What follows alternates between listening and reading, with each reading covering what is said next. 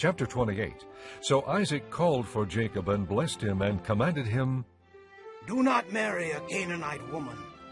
Go at once to Padan Aram, to the house of your mother's father Bethuel. Take a wife for yourself there, from among the daughters of Laban, your mother's brother. May God Almighty bless you and make you fruitful and increase your numbers until you become a community of peoples. May he give you and your descendants the blessing given to Abraham, so that you may take possession of the land where you now live as an alien, the land God gave to Abraham. Then Isaac sent Jacob on his way, and he went to Padan Aram, to Laban son of Bethuel the Aramean, the brother of Rebekah, who was the mother of Jacob and Esau. Now Esau learned that Isaac had blessed Jacob and had sent him to Padan Aram to take a wife from there, and that when he blessed him he commanded him, Do not marry a Canaanite woman, and that Jacob had obeyed his father and mother, and had gone to Padan Aram. Esau then realized how displeasing the Canaanite women were to his father Isaac. So he went to Ishmael and married Mahalath, the sister of Nebaioth, and daughter of Ishmael, son of Abraham, in addition to the wives he already had. Jacob left Beersheba and set out for Haran. When he reached a certain place, he stopped for the night because the sun had set. Taking one of the stones there, he put it under his head and lay down to sleep. He had a dream in which he saw a stairway resting on the earth, with its top reaching to heaven, and the angels of God were ascending and descending on it. There above it stood the Lord, and he said, I am the Lord, the God of your father Abraham and the God of Isaac.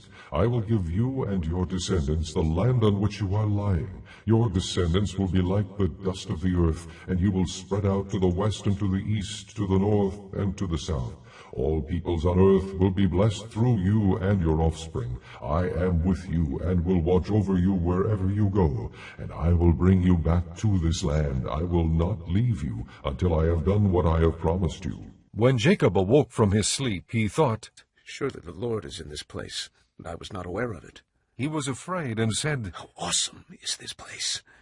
This is none other than the house of God. This is the gate of heaven. Early the next morning Jacob took the stone he had placed under his head, and set it up as a pillar, and poured oil on top of it. He called that place Bethel, though the city used to be called Luz. Then Jacob made a vow, saying, If God will be with me, and will watch over me on this journey I am taking, and will give me food to eat and clothes to wear, so that I return safely to my father's house, then the Lord will be my God. And this stone that I have set up as a pillar will be God's house, and of all that you give me, I will give you 1/10. Chapter 27. Early in the morning all the chief priests and the elders of the people came to the decision to put Jesus to death. They bound him, led him away, and handed him over to Pilate the governor.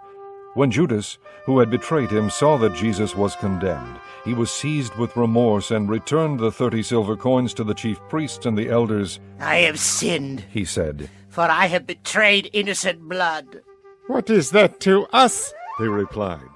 That's your responsibility. So Judas threw the money into the temple and left. Then he went away and hanged himself. The chief priests picked up the coins and said, It is against the law to put this into the treasury, since it is blood money. So they decided to use the money to buy the potter's field as a burial place for foreigners. That is why it has been called the Field of Blood to this day. Then what was spoken by Jeremiah the prophet was fulfilled. They took the 30 silver coins, the price set on him by the people of Israel, and they used them to buy the potter's field as the Lord commanded me. Meanwhile Jesus stood before the governor, and the governor asked him, Are you the king of the Jews? Yes, it is as you say, Jesus replied.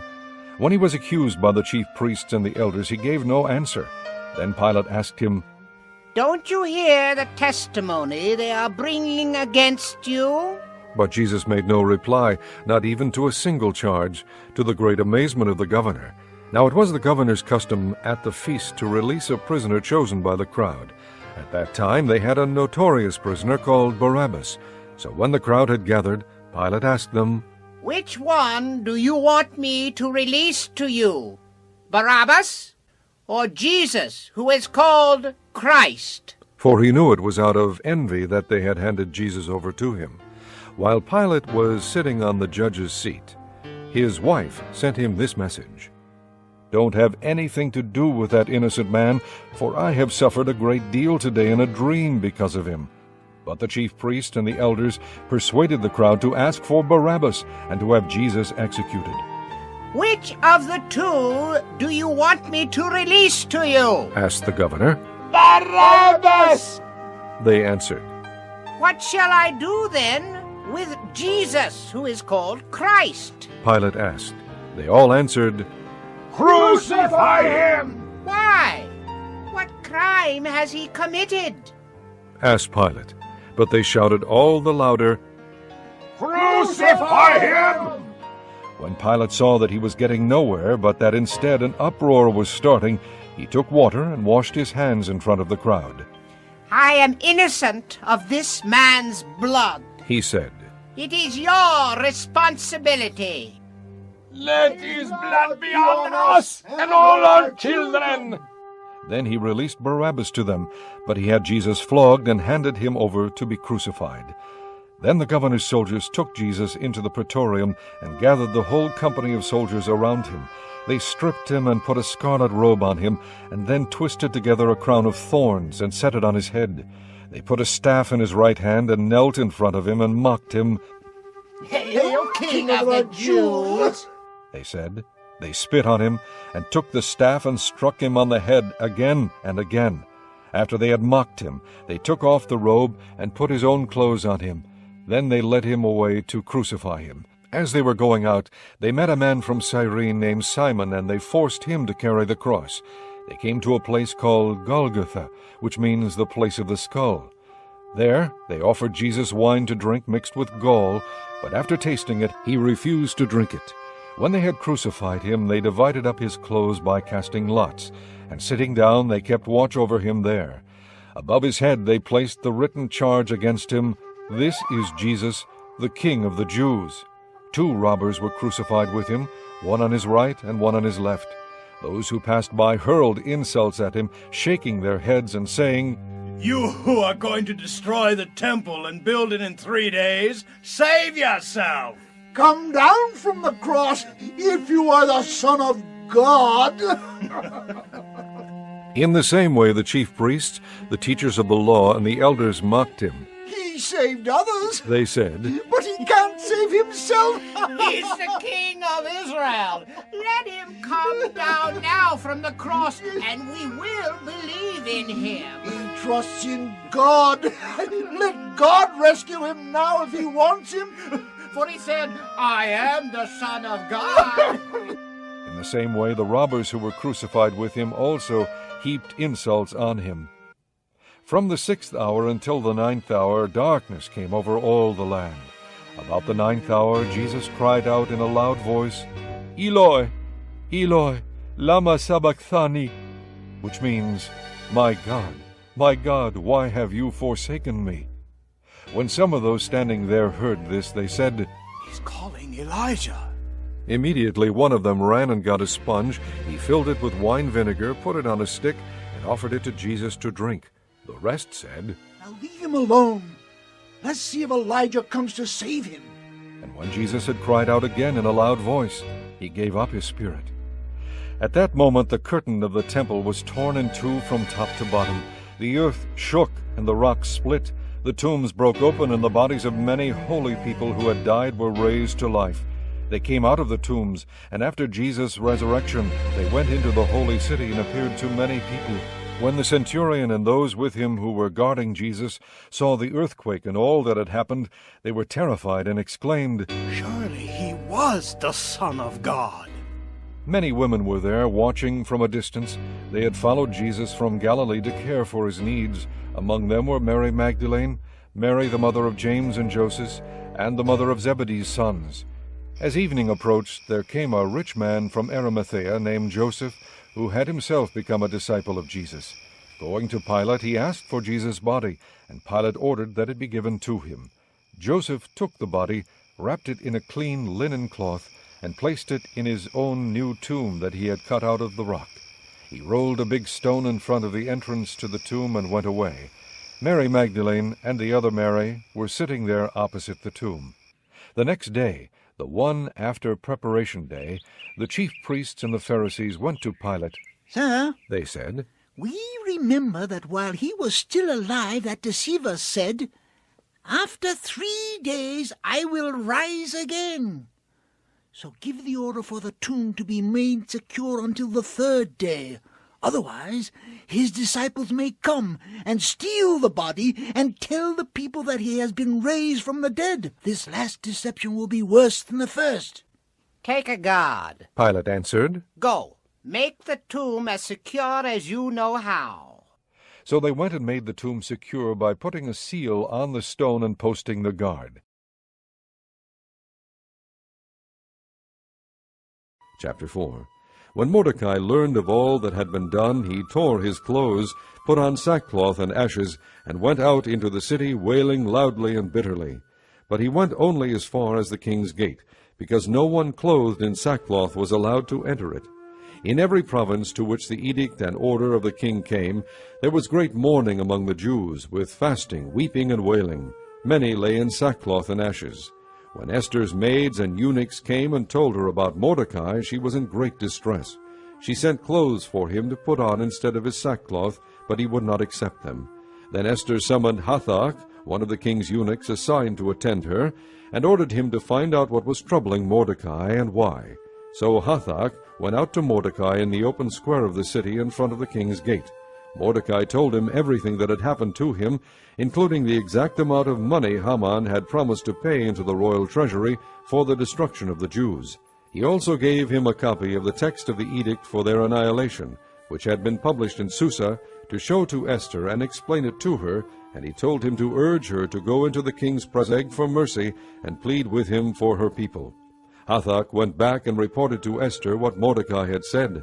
Then she instructed him to say to Mordecai, "All the king's officials and the people of the royal provinces know that for any man or woman who approaches the king in the inner court without being summoned, the king has but one law, that he be put to death.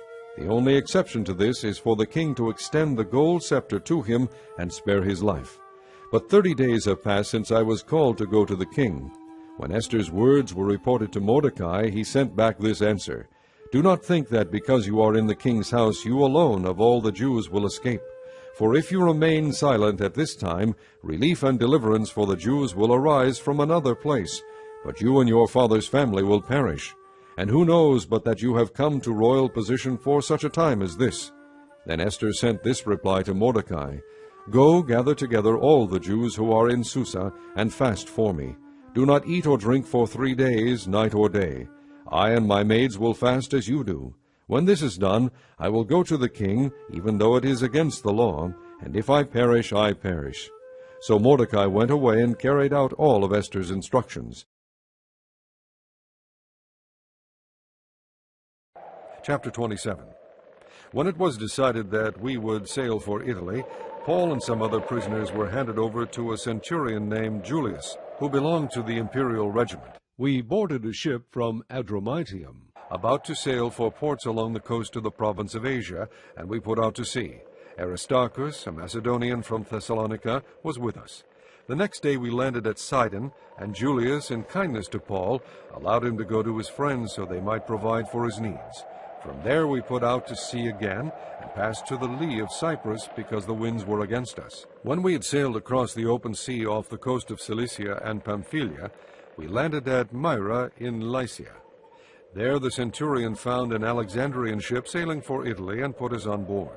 We made slow headway for many days and had difficulty arriving off Cnidus. When the wind did not allow us to hold our course, we sailed to the lee of Crete opposite Salmone. We moved along the coast with difficulty and came to a place called Fair Havens near the town of Lasea. Much time had been lost, and sailing had already become dangerous because by now it was after the fast. So Paul warned them, "Men, I can see that our voyage is going to be disastrous and bring great loss to ship and cargo and to our own lives also."